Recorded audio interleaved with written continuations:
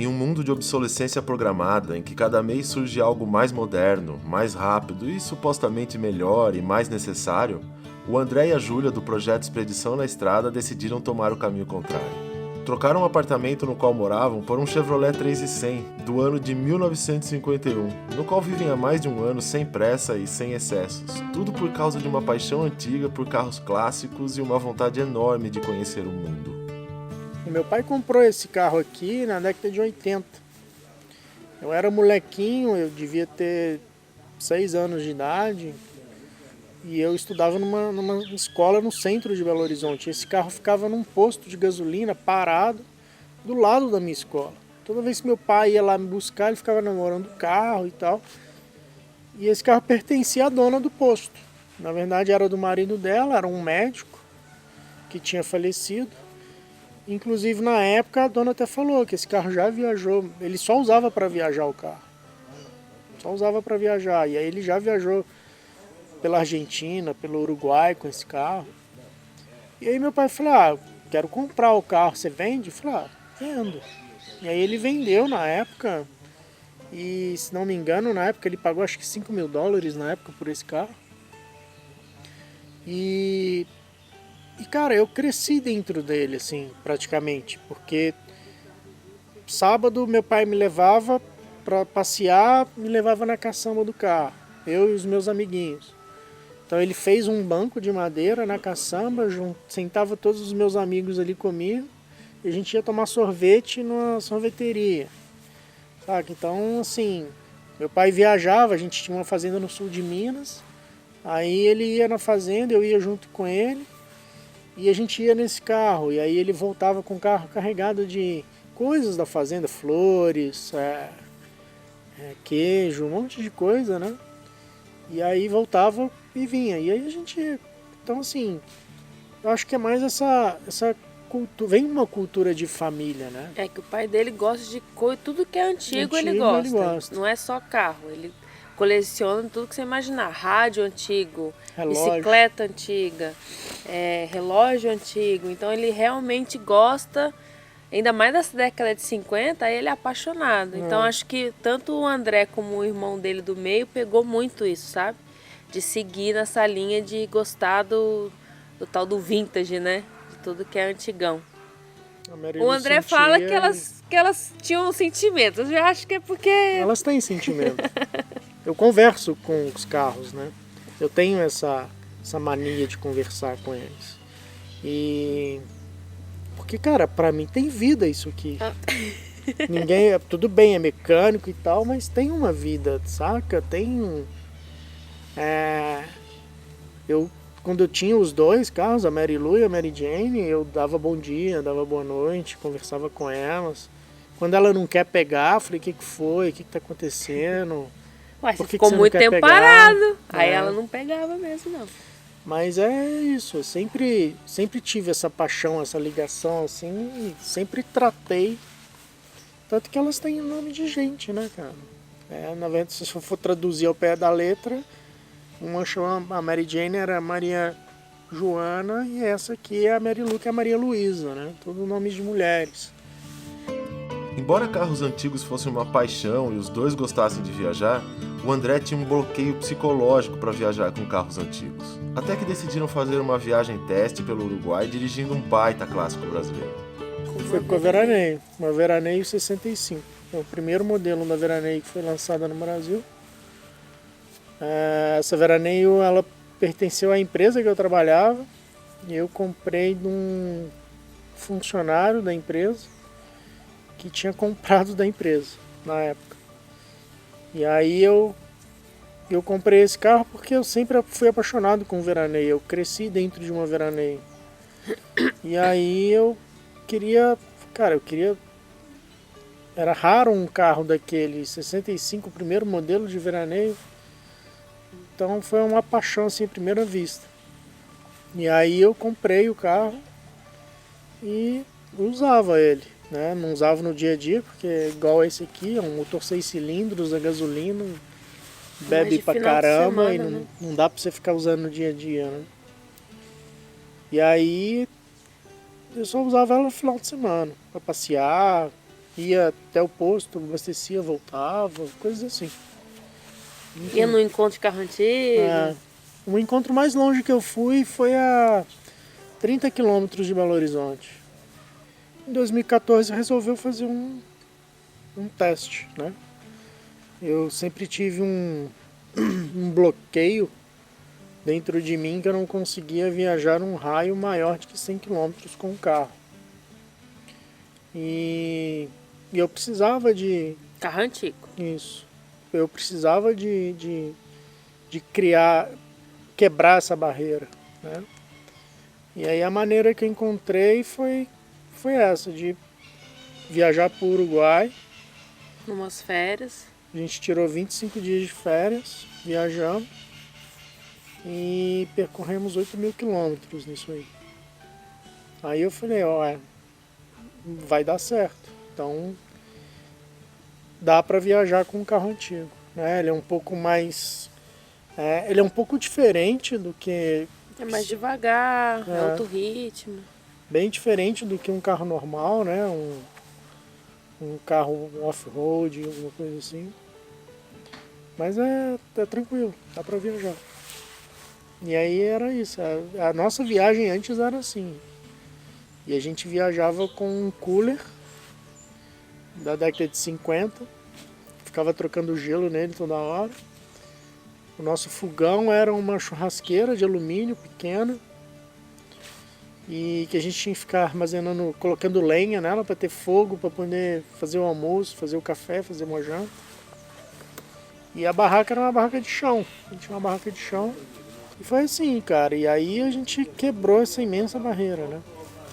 A Júlia, foi muito tenso a viagem. Ele ficava bem, sabe, você via até segurando o volante, sendo aquela coisa de tipo, tem que chegar. Eu tinha aquela gana, né, tem que atravessar a fronteira, né, cara? Eu tenho que conseguir isso. Eu acho muito porque muita gente duvidou, né? E principalmente no trabalho, muita gente tirou sarro. Meu pai mesmo chegou pra mim e falou, vocês vão fazer turismo de oficina, isso é bobagem, vocês vão gastar seu tempo, suas férias de descanso pra ficar fazendo turismo de oficina, vai viajar normal, como todo mundo viaja e tal. Então acho que tinha isso muito forte nele, esse negócio de tipo provar que era possível, né? Esse é um bom exemplo de que o medo não é e não deve ser considerado uma placa de pare, mas uma placa de dirija com cuidado. Ao invés de correr de uma situação que lhe cause medo, caminhe conscientemente em direção a ela. O medo é saudável, é ele que faz você se preparar para estar à altura dos desafios que surgem na vida ou na busca da realização de um sonho. E foi justamente ao vencer o medo de viajar para longe em um carro antigo que fez eles realizarem o sonho de viverem juntos na estrada. A gente tava com aquela depressão pós-férias, né, cara? A gente já tava na estrada voltando, passando até aqui pela região, né, de Bauru e tal, interior de São Paulo, quase chegando em Belo Horizonte. E, a gente vendo, falei, cara, acabou as férias, né? Vamos voltar para a vida normal, o ritmo. Teve uma revista de um carros antigos que eu sempre acompanhei muito, que circula nacionalmente no Brasil. E eu vi numa reportagem de uma família de argentinos que viajava num carro de 1928, cara. Eu falei, aí o cara começou, ele e a mulher, e depois ele foi tendo filho no meio do mundo aí afora. Não quer dizer que a gente vai ter filho no mundo afora, mas... Mas foi tipo fonte de inspiração, que você fala, se esses dois doidos foram com o carro mais antigo ainda, tendo filho, né? Roda de madeira. Imagina as dificuldades. Então a gente falou, a gente não tá tão louco assim. Aí quando o André mostrou, eu nunca tinha entrado em contato com esse mundo de viajante. O André que conhecia mais alguns e tal, e foi me mostrando. Porque pra mim, viagem era tipo mochila nas costas, né? Tipo, mochilão, ou pega um pacote lá e viaja, enfim. Aí ele veio com essa ideia de viajar num carro mesmo e fazer igual os viajantes fazem mesmo, de pegar, montar uma casa e viajar. Aí eu topei, eu falei, não, beleza. Porque pra mim, eu só queria conhecer o mundo só queria viajar mesmo, não importava como. Pro André que faz essa questão de ser com carro antigo. Aí eu falei, bom, bora então. Que eles iam cair na estrada já estava decidido. Até já tinha uma veraneio pronta para isso. Mas pro André não se trata apenas de abastecer o carro e sair viajando. Ele tem uma relação diferente com os carros e no modo de viajar. Tem um pouco de arte e sentimentalismo em tudo que faz. Se você pensar, a gente estava com o carro praticamente pronto, que era a veraneio. Que ela já tinha uma barraca de... Depois que a gente voltou do Uruguai, eu investi numa barraca de teto, que eu conhecia a barraca de teto. Aí eu investi numa barraca de teto na veraneio, a gente foi pro Chapada dos Veadeiros com ela. Canastra, sabe? A gente viajava enquanto isso também. Nos feriados, finais de semana. E aí a gente tinha praticamente um carro pronto, né? Era só pegar e viajar. Mas aí o lado mais sentimental falou mais alto, né? Eu falei, não, se algum dia eu for viajar, fazer o Ushuaia Alaska, por exemplo, tem que ser nesse carro. Aí a gente começou a mandar e-mail para um monte de empresas que mexiam com restauração de carro. Uns pulavam fora, outros davam um orçamento fora da realidade nossa. E aí a gente achou um cara em São Paulo, que o pai mexe com mecânica há muitos anos e o filho mexe com a parte de lanternagem e pintura. Nisso aí a gente, falei, cara, mostrei para ele o projeto. Falei assim, o projeto nosso é esse, a gente quer fazer isso, nós estamos querendo dar uma volta ao mundo com esse carro. E aí o cara ficou doido, ele ficou louco. Falei, cara, que loucura, que projeto bacana, tal, eu quero fazer para vocês. Tipo, vocês são loucos, mas eu faço. Eu faço esse projeto para vocês. Chegou lá em São Paulo, aí começamos, em dezembro de 2015, começou a mexer. Primeiro fez a mecânica do carro, arrumou toda a mecânica, fez as... Não precisou abrir o motor, o pessoal fez todas as medições, falou que estava ótimo o motor. Então a gente não abriu ele. E só fez algumas coisas de tipo trocar de 6 para 12. O carro era 6 volts ainda, e nós trocamos para 12 volts, porque precisava de 12 volts por conta da casa, né? Em março de 2016, o carro foi para a lanternagem de pintura. Aí fez todas as adaptações, a gente tem um tanque atrás que foi feito em inox, que cabe em 110 litros de gasolina. Onde era o antigo tanque de gasolina, a gente transformou num tanque de água, fizemos um tanque de água, cabe mais ou menos uns 60 litros de água. Aí jogamos steps para cima, que era onde era o step, ficou o tanque de gasolina. E aí os steps foram para a lateral. E fizemos reforço de chassi, reforço de fecho de mola, colocamos bolsa de ar. A gente tentou melhorar o carro o máximo possível. Aguentar o peso, né? Aguentar o peso e aguentar o tranco, né? Alargamos também o eixo traseiro, a gente usa um eixo, não é o eixo dela, ele é um pouco mais largo do que o original dela, porque é um eixo por causa da estabilidade do carro. Porque o eixo, por conta da casa, o eixo gravitacional do carro ele mudou muito. Então ele pode tombar mais facilmente com o eixo original. Aí a gente colocou um eixo de veraneio traseiro, né? O diferencial, ele está um diferencial mais longo, então aí tem uma relação mais longa. O carro em velocidade final, apesar de ter um câmbio só de 3 marchas, mas ele tem uma velocidade final melhor, né? Ele está mais solto na estrada. Mas por um lado isso fica ruim na hora que a gente vai subir algum morro, que ele perde força. Mas fora isso, assim, foram essas melhorias que a gente fez no carro, mas sempre com o objetivo de manter o mais original possível. Então eu mantenho um câmbio de 3 marchas, eu mantenho o motor dela, que todo mundo fala para mudar o motor, para trocar o motor, colocar um motor a diesel, um motor mais novo. E eu penso na filosofia de que, falei, cara, esse é o coração dela. Se eu trocar, eu prefiro colocar um carro novo, então. Pego esse carro, nem tinha feito tudo isso, tinha pegado uma van, tinha pegado qualquer outra coisa para viajar. O intuito é viajar com um carro antigo, né? Então, por isso que não tira as coisas e deixa o mais original possível. O carro tem tanta personalidade, ou alma, como eles diriam, que dá até para dizer que essa é uma viagem feita por 3 personagens. Eles passaram quase uma semana aqui em casa e vi pessoalmente o que esse Chevrolet 3.100 causa nas pessoas. Nenhuma das vezes que saímos de casa conseguimos ir de um ponto ao outro sem sermos abordados por pessoas nas ruas. É um assédio que nunca vi acontecer com outro carro. Ah, cara, você aprende a ter paciência, né? É pra ter paciência, porque assim, não só por ele ser lento, mas porque chama muita atenção, né? Então, toda vez que a gente passa, até no trajeto mesmo, muita gente passa, dá tchauzinho, buzina. Tem uns que aceleram pra lá na frente parar no acostamento, descer do carro pra tirar foto e filmar. Tem até uns que pedem pra parar, mas a gente não... às vezes, quando dá pra parar, a gente para, mas quando tá muito ruim, a gente segue. Às vezes o local não é igual foi acontecer o próximo de Vitória da Conquista, um local isolado, o cara ficou do meu lado pedindo para eu encostar, que ele queria fotografar, queria conversar comigo. Eu falei, não te conheço, nunca te vi na minha vida. Tá doido? Não, e também estava perto de uma bifurcação, assim, sei trevo. lá. Aí a gente acabou... Falei, não, cara, não tem quase ninguém passando essa estrada, você tá maluco? Falei, tchau pra você, fui embora. Em posto, quando a gente para, sempre junta gente em volta. Não. Camping, tudo que é canto, praia. Porque... Aí você acaba interagindo, assim, né? Com as pessoas, né?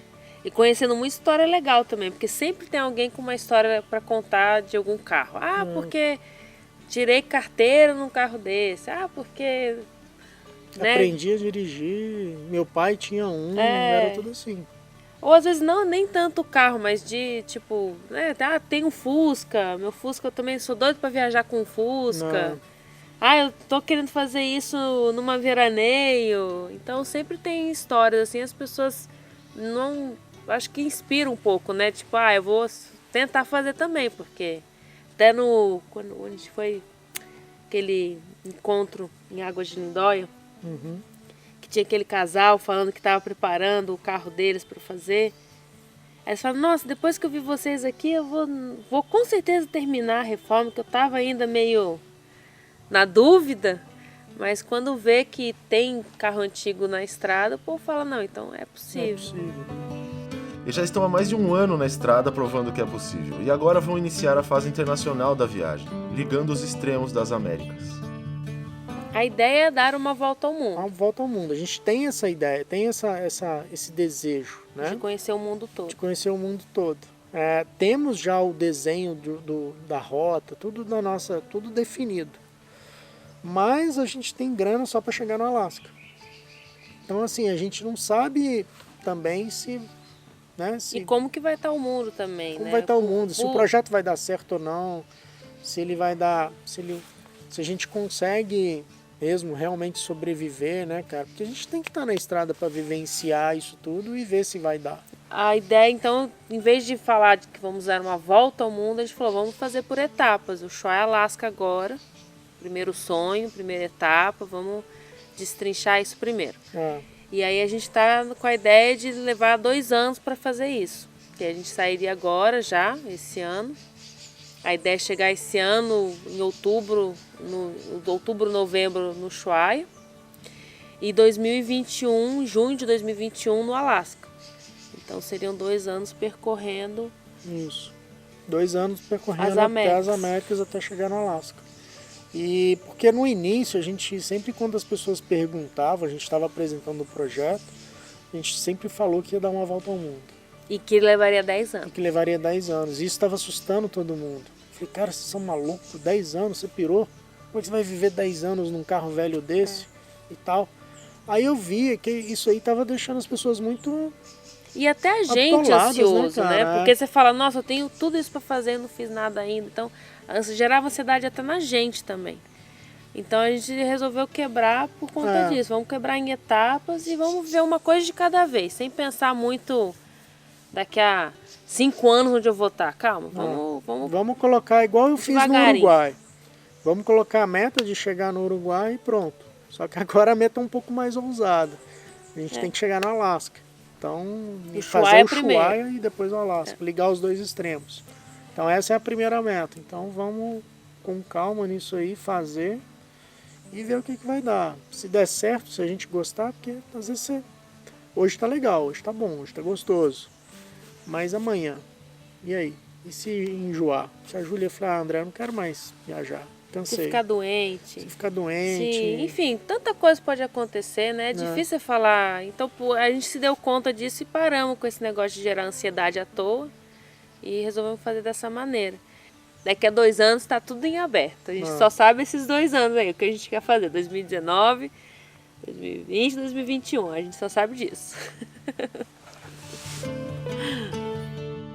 É impossível não gerar ansiedade sabendo que terão uma viagem dessa pela frente. Mas viajar num carro de quase 70 anos é algo completamente diferente. Você é obrigado a entrar num ritmo que é imposto pelo carro, fazendo pequenos deslocamentos e em baixas velocidades. Mas tudo isso é ótimo e faz com que eles aproveitem melhor o caminho. Nosso ritmo de viagem é totalmente outro. A gente viaja a 60 por hora, baixa para 50. Quando pega uma descida, ela desce engrenada, chega a 75, aí que é o auge nosso na nossa viagem. O ritmo é bem esse, porque a gente faz no máximo no dia uns 250, 300 quilômetros. Para não ficar cansativo, faz algumas paradas no meio, né? A cada 100 e poucos quilômetros faz uma paradinha para descansar, dar uma levantada. Mas aí a gente realmente para mais. Não. E para não cansar tanto, por conta disso, de não ter ar-condicionado, o banco, né, tudo não é tão confortável, aí a gente descansa nos lugares, fica uns 2 dias parado, uns 3 dias parado. E aí nessas pausas é o que torna possível de conhecer as pessoas do lugar, conhecer o lugar em si, então isso que é gostoso, né? A quilometragem final, para nós, não importa. Se eu tenho que percorrer... Eu falo que a estrada está ali, ela já existe. Então a quilometragem já existe, ela não vai fugir de mim. Não adianta ela não querer que eu passe nela, que eu vou passar nela. A não ser que seja tudo esburacada, aí eu passo bem devagar e longe nela. Mas tá ali, então assim, o que uma pessoa que viaja 900 quilômetros, para ela faz em, sei lá, 10 horas, 12 horas, a gente faz em 3 dias. Como o ritmo do carro é lento, a gente acaba absorvendo essa lentidão também no nosso dia a dia. Então a gente prepara o nosso café da manhã com calma, tranquilo, sem pressa, corta as frutas, que a gente gosta de comer fruta, né? Faz o café, tem todo um ritual. Então eu acordo, sei lá, 7 horas da manhã num posto de gasolina para poder sair às 10h30. Então é outra coisa, não tem aquela correria, aquele negócio, nossa, eu tenho que chegar. Claro que quando viajamos estamos tentando chegar a algum lugar, mas por termos uma cultura de impulsividade e objetividade extremas, estamos o tempo inteiro ocupados em chegar aos lugares cada vez mais e mais rápido, a ponto de hoje em dia termos eliminado a distância. Acontece que se não há distância, não há jornada, e a diversão da viagem está justamente na jornada.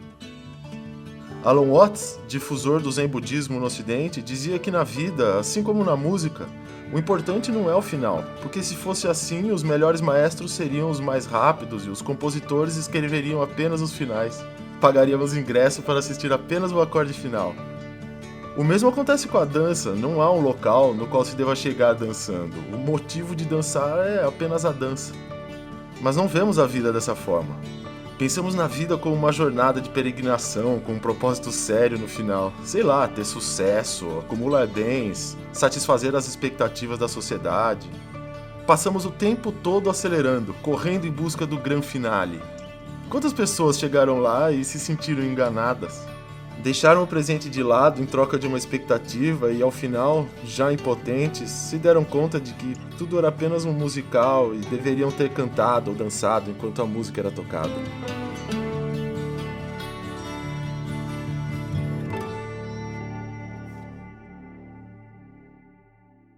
O papo com eles foi tão bom e eles contaram tantas coisas legais que eu tive que dividir a entrevista em 2 vídeos. Então, para não perder o próximo vídeo, inscreva-se no canal que quinta-feira que vem tem a continuação dessa história, com o André e a Júlia contando como foi a construção do camper e como fazem para se manter na estrada. Aliás, eles também têm um canal no YouTube e mostraram o carro por dentro e por fora lá no canal deles. O nome é Expedição na Estrada. Muito obrigado pela sua atenção e vamos viajar que o mundo é nosso.